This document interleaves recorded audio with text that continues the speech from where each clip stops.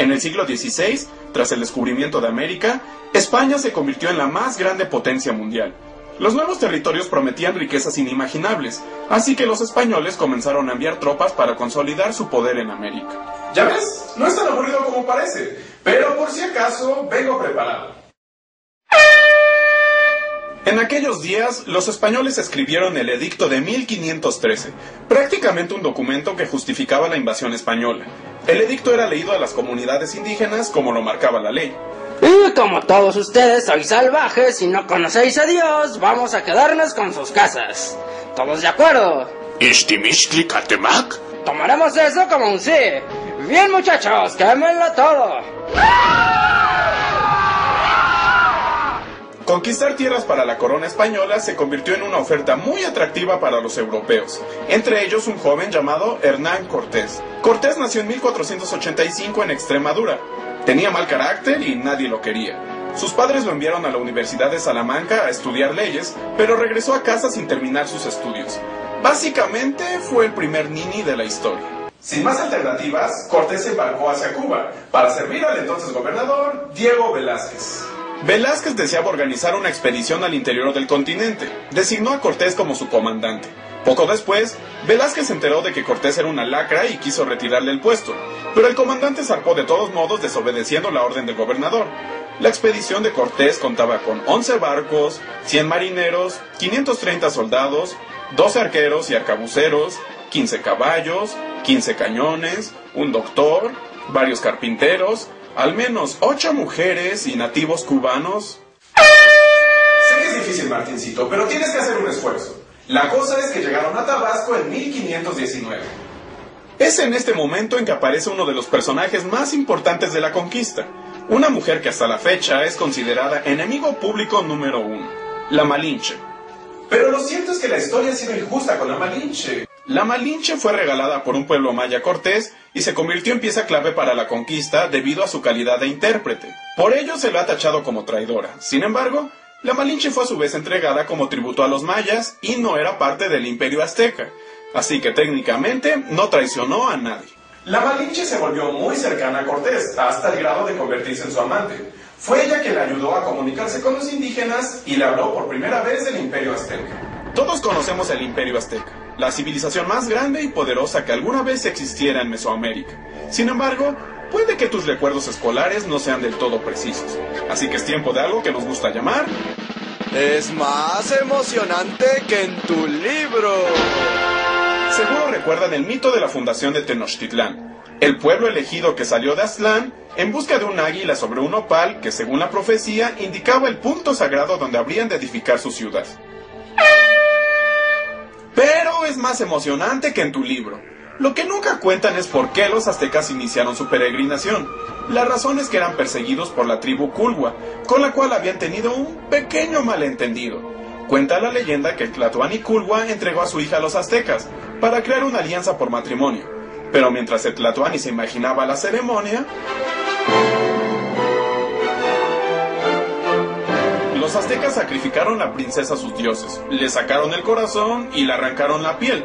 Cuando el Tlatoani visitó a los recién casados, encontró a su yerno bailando, vestido con la piel de su mujer muerta.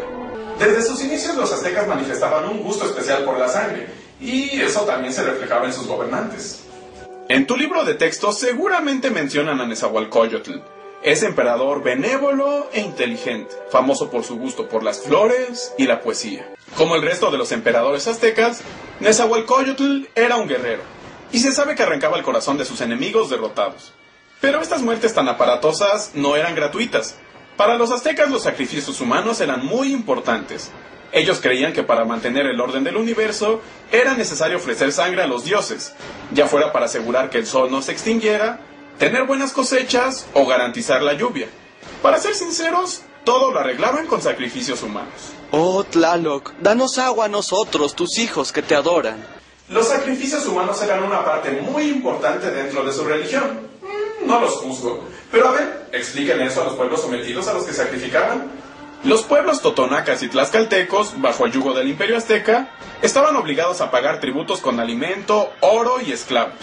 Pero además también eran usados como sacrificios humanos para los dioses. Pueden imaginar que los aztecas no eran muy populares. Cuando Cortés se enteró de esto, decidió aprovechar la enemistad entre los aztecas y los otros pueblos para crear alianzas.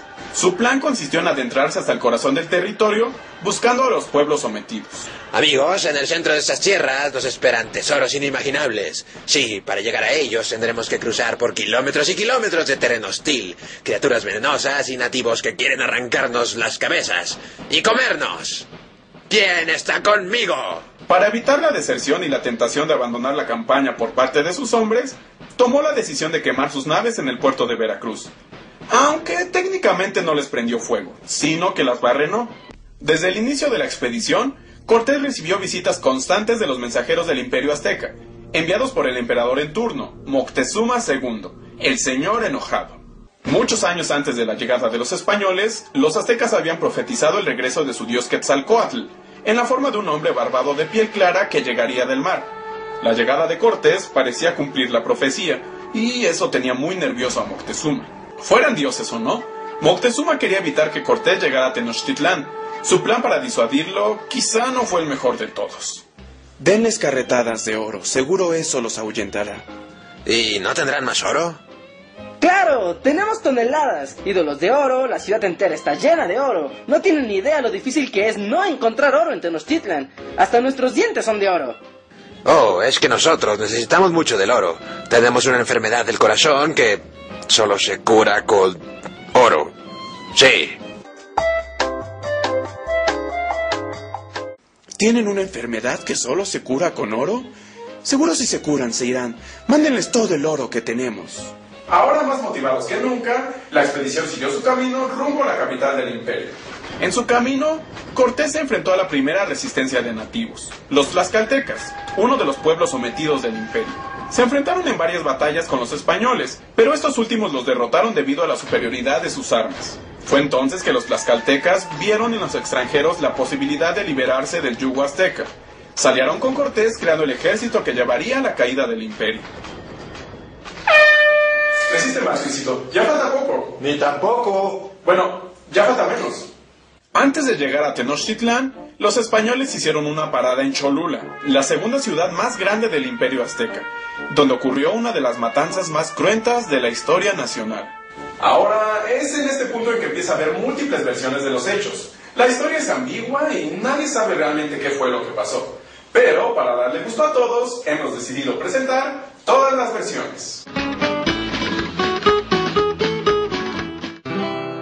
¡Cuchicuchil! ¡Los aztecas planean asesinarnos mientras dormimos! ¿Qué te hace pensar eso, mujer?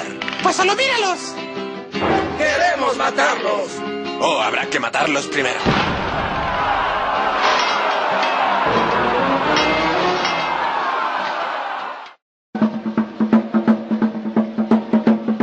Soy tan malvado y voy a matarlos a todos. ¡Soy una puta y los traiciono a todos!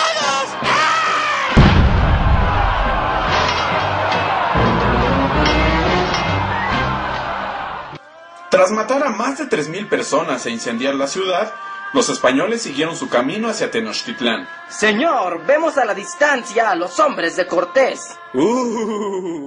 Podría esperarse que Moctezuma adoptara una actitud precavida después de lo que ocurrió en Cholula, pero no fue así. Oh, Dios mío, Quetzalcóatl en persona. Sea bienvenido. Tome mis joyas, tome mi trono, tome mi casa, tómelo todo. Y ese fue el gran encuentro de los dos mundos. Moctezuma, a pesar de todo, recibió a Cortés como un dios. Le alojó en su palacio, le regaló más oro y hasta permitió que pusieran símbolos cristianos en todos lados. Todavía se discute sobre las razones que llevaron a Moctezuma a someterse así a los españoles.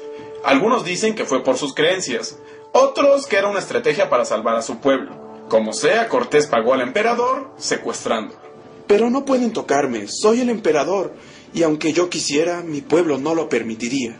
Ah, ¿quieres ver que sí? ¡Ah! Mi corazón arde como si estuviera envuelto en chiles. Cortés convirtió a Moctezuma en un títere que le sirvió para tener controlado a los aztecas.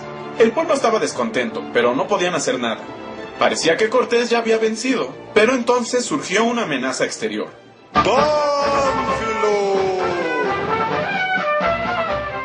Pánfilo de Narváez fue enviado por el gobernador de Cuba para arrestar a Cortés por haber iniciado la expedición sin permiso alguno. Pedro de Alvarado, te dejo encargado de la ciudad. Cuídala bien. Sí.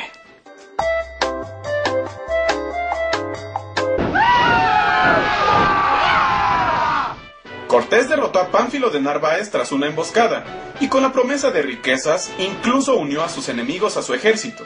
Pero cuando regresó a Tenochtitlán, encontró un caos absoluto.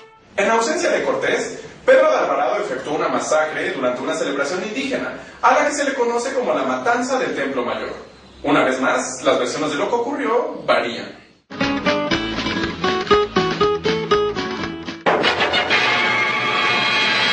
No permitiré que derramen la sangre de inocentes. No cuando Pedro de Alvarado está a cargo de la ciudad. Hay que eliminar a los impíos.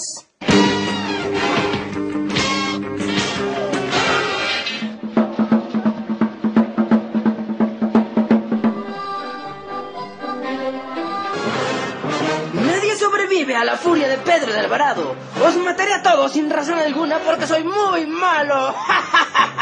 Joder. Como haya sido, la matanza acabó con la paciencia de los aztecas, quienes se rebelaron contra los españoles. Para calmar a las masas, Cortés hizo que Moctezuma diera un discurso a la gente, pero los aztecas estaban cansados de la debilidad de su rey y no lo escucharon. Incluso lo apedrearon hasta matarlo, aunque igual hay varias versiones. Pueblo mío, ¡Te odiamos, Moctezuma! pueblo mío, ¡Te odiamos, Moctezuma! Nosotros también. Sin Moctezuma a su lado y la rebelión en el punto más álgido, Cortés y sus hombres se acuartelaron en el palacio. Como los aztecas quitaron los puentes que salían de la ciudad, los conquistadores desarmaron el palacio y construyeron puentes transportables. Luego tomaron todo el oro que pudieron cargar y huyeron de la ciudad a mitad de la noche. Y aquí surgen muchas preguntas. ¿Cómo es que la turba iracunda no mató a los españoles cuando pudieron? ¿Por qué dejaron que se quedaran tanto tiempo en el palacio? ¿Cómo les dio tiempo de construir puentes sin que alguien lo notara? ¿Por qué nadie puso guardias cuidando el palacio? ¿Cómo sacas a 400 hombres cargados de oro, con caballos, cañones y armaduras sin que nadie se dé cuenta? Pues nadie lo sabe. Lo que sí sabemos es que los españoles fueron descubiertos a la mitad del camino. Los aztecas los persiguieron y mataron a más de la mitad. Aquella es conocida como la Noche Triste. Ante la derrota, se cuenta que Cortés lloró bajo un árbol, pero con todo y lo triste que estaba, planeó la venganza. Mandó a construir bergantines para asaltar la ciudad desde el lago. Mientras tanto, los aztecas eligieron como emperador a Cuitláhuac, quien, en vez de perseguir a los españoles sobrevivientes, dijo: Esperemos a la temporada de guerra dentro de un mes, mientras volvamos a hacer sacrificios. Mientras los aztecas esperaban la temporada de guerra, Cortés terminó sus barcos y estableció una fuerte alianza con los tlaxcaltecas. En 1521 todos juntos atacaron Tenochtitlán. Cortés bloqueó los puentes de la ciudad, encerró a los aztecas y los dejó morir lentamente de hambre y enfermedades. El mismo Cuitláhuac murió a causa de la viruela negra, que trajeron consigo los españoles. Guano Seco fue sucedido por Cuauhtémoc, el único azteca que desde el principio dijo: ¿Por qué no los matamos ya? ¡Maldita sea! ¡Somos más! Pero ya saben cómo es esto. Cuauhtémoc enfrentó valerosamente a los conquistadores, pero en estado de sitio y combatiendo tanto a españoles como tlaxcaltecas, no pudo hacer mucho, y Tenochtitlán cayó el 13 de agosto de 1521.